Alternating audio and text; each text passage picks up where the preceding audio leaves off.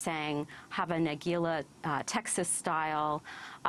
They showed videos of Jerusalem where the Dome of the Rock was omitted from the scenery because, of course, for Hagee, that would be part of the Second Coming, that the Temple Mount in Jerusalem would be controlled by Jesus, and not. And this is one of the reasons why he's opposed to a two-state solution or the sharing of Jerusalem between Jews and Muslims, because he believes that God gave it to the Jews, and that presages the Second Coming of Christ.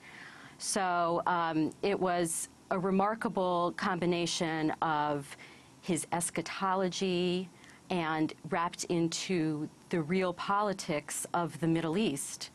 And this is a big reason why McCain does not want to back away from Hagee, because all of this Middle East politics is very, very charged. And Hagee, even though he's very controversial within the Jewish community, there are many within the Jewish community who openly embrace him and welcome his quote-unquote support of Israel. The whole issue of the neoconservatives and Hagee's church and John Hagee himself, like former CIA Director James Woolsey, a featured speaker, right. Talk about Douglas Feith, Woolsey, where they fit into John Hagee's politics and religion.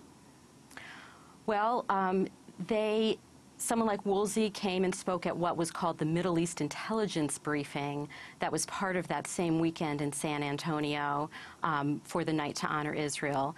And Hagee will bring in people like Woolsey to speak about Middle East politics, about terrorism, about counterterrorism, and it adds sort of this patina of authenticity or reliability to Hagee's really outlandish view of the Bible dictating current events.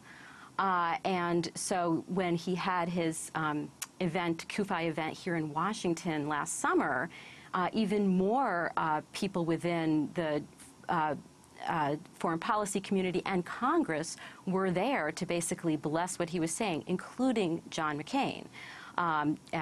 Joe Lieberman compared Hagee at that event, compared Hagee to Moses.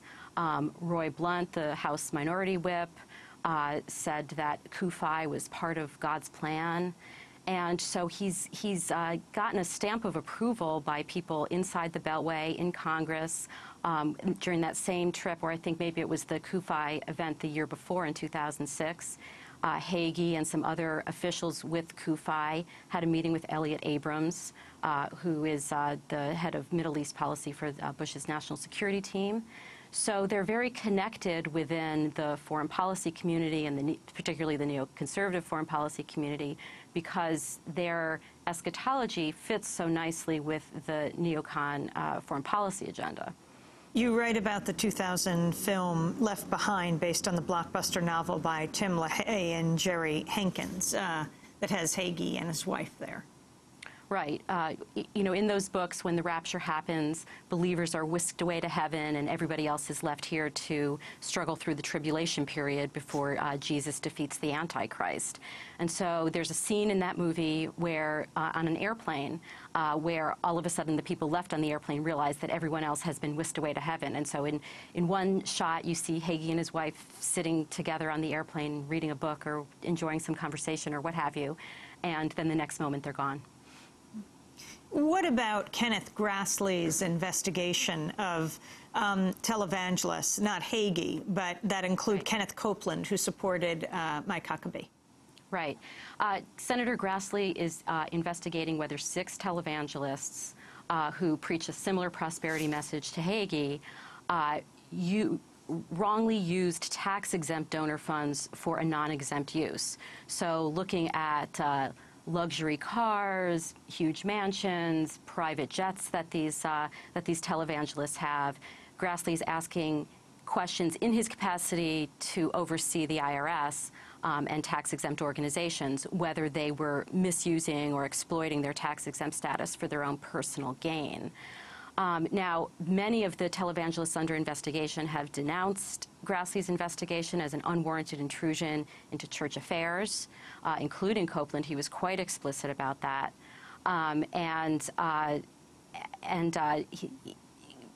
Grassley has actually also been denounced even by Christians who do not necessarily embrace the prosperity gospel, but who also believe that it's a slippery slope of the government intruding into church affairs. But Grassley's been very clear that he's not investigating church doctrine, that he's just looking into whether the tax-exempt policy is operating correctly in this circumstance. I meant to say Senator Chuck Grassley.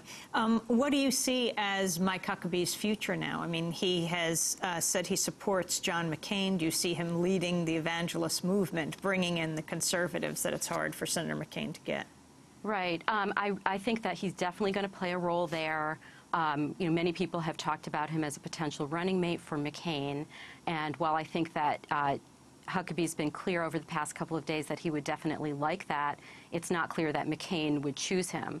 But I think that even if McCain doesn't choose him as a running mate, he's going to play a role in harnessing the evangelical vote for McCain in order to set the stage for a possible presidential run for himself in 2012 or beyond, because he's still quite young, he's in his early 50s, or to emerge potentially as the next big leader of the conservative evangelical movement in light of Jerry Falwell's death, James Kennedy's death, and sort of the waning influence of the old guard like Pat Robertson and James Dobson. Sarah Posner, as we talk about the role of religion in the presidential race, I want to turn to an excerpt